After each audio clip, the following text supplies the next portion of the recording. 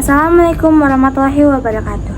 Halo semuanya, perkenalkan nama saya Ayu Permata Suci dengan NIM 860787309. Program studi S1 Pendidikan Guru Sekolah Dasar Universitas Terbuka semester 1 untuk memenuhi tugas 2 mata kuliah Pendidikan Kewarganegaraan.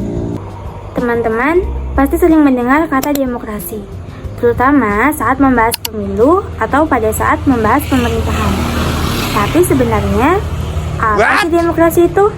Jadi, mari kita membahas tentang pengertian demokrasi, analisisnya, perkembangan demokrasi di Indonesia, serta beberapa contoh kasus yang pernah terjadi di Indonesia. Secara etimologis, demokrasi berasal dari bahasa Yunani, yaitu demos yang berarti rakyat dan kratos yang berarti kekuasaan atau pemerintahan. Menurut Abraham Lincoln, demokrasi adalah pemerintahan dari rakyat, oleh rakyat, dan untuk rakyat.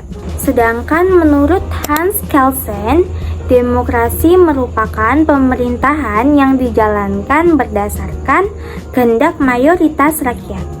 Jadi, demokrasi adalah pemerintahan yang kekuasaannya berada di tangan rakyat.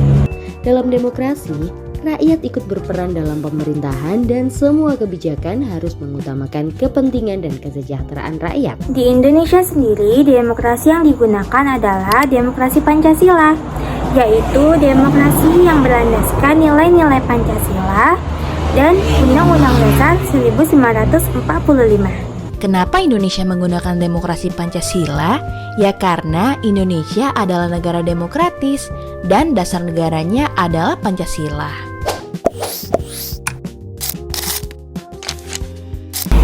Beberapa ciri demokrasi antara lain adanya pemilu, kebebasan berpendapat, adanya persamaan hak orang lain, serta mengambil keputusan melalui musyawarah atau suara terbanyak.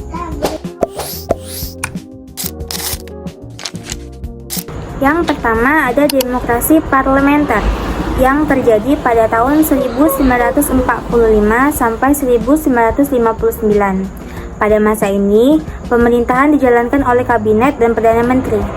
Namun, kabinet sering berganti sehingga keadaan politik di Indonesia menjadi kurang stabil. Sistem ini sebenarnya memberi kebebasan politik yang cukup baik, tetapi pemerintahan menjadi kurang efektif karena terlalu sering terjadi pergantian kabinet. Contoh kasusnya seperti banyak kabinet yang jatuh sebelum menyelesaikan program kerja, seperti kabinet Nasir dan kabinet Ali Sastroamidjojo. Kedua, demokrasi terpimpin yang terjadi pada tahun 1959 sampai 1965. Pada masa ini, kekuasaan presiden menjadi sangat besar, sehingga banyak keputusan yang dipusatkan kepada presiden. Demokrasi pada masa ini cenderung kurang demokratis, karena kebebasan masyarakat dan partai politik mulai dibatasi. Contoh kasusnya seperti terjadinya pembatasan kritik terhadap pemerintah dan meningkatnya pengaruh politik tertentu terhadap pemerintahan. 3. Demokrasi Pancasila masa Orde Baru pada tahun 1966 sampai 1998. Pada masa Orde Baru, demokrasi yang digunakan adalah demokrasi Pancasila dan pemilu diadakan setiap 5 tahun. Pada masa ini, pemerintahan cukup stabil dan pembangunan cukup pesat. Namun, kebebasan pers dalam menyampaikan pendapat masih dibatasi. Untuk kasusnya seperti pembatasan media mengkritik pemerintah, demonstrasi mahasiswa yang dibatasi, serta adanya praktik korupsi, kolusi, dan nepotisme atau KKN. Berakhirnya Orde Baru ngebuka panggung reformasi di Indonesia. Disinilah Indonesia nyoba menyusun ulang demokrasi satu persatu. Media massa akhirnya berhenti dikekang penguasa, hak asasi manusia makin dilindungin, dan ABRI yang dipecah jadi TNI dan Polri nggak lagi bisa seenaknya ngisi kursi-kursi pejabat. 4. Demokrasi reformasi pada tahun 1998 sampai sekarang. Setelah reformasi 98, demokrasi di Indonesia menjadi lebih terbuka. Masyarakat lebih bebas dalam menyampaikan pendapat dan memilih pemimpin secara langsung. Masa reformasi memberikan kebebasan politik yang lebih luas. Namun, masih terdapat tantangan seperti penyebaran hoax.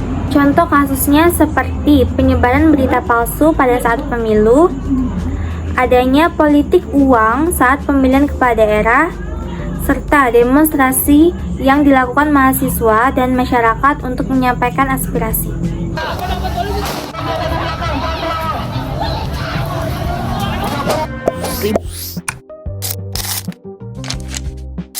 Demokrasi juga dapat diterapkan dalam kehidupan sehari-hari, seperti di sekolah pada saat pemilihan ketua kelas dan musyawarah untuk menentukan kegiatan kelas. Di rumah pada saat berdiskusi untuk mengambil keputusan keluarga. Di masyarakat pada saat melakukan kerja bakti dan musyawarah warga untuk menyelesaikan masalah bersama. Jadi, kesimpulannya apa? Kesimpulannya, demokrasi adalah sistem pemerintahan yang memberikan kesempatan kepada rakyat untuk ikut berperan dalam menentukan keputusan negara. Demokrasi di Indonesia telah mengalami begitu banyak perkembangan, mulai dari demokrasi reformasi, demokrasi terpimpin, orde baru, hingga reformasi seperti sekarang. Setiap masa memiliki kelebihan dan kekurangannya masing-masing. Karena itu, kita sebagai generasi muda harus ikut menjaga demokrasi dengan cara menghargai pendapat orang lain, menghargai hak orang lain, serta bijak dalam menggunakan media sosial dan aktif berpartisipasi dalam kehidupan masyarakat.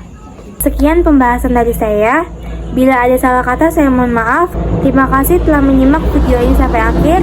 Wabillahi taufiq wal hidayah. Wassalamualaikum warahmatullahi wabarakatuh.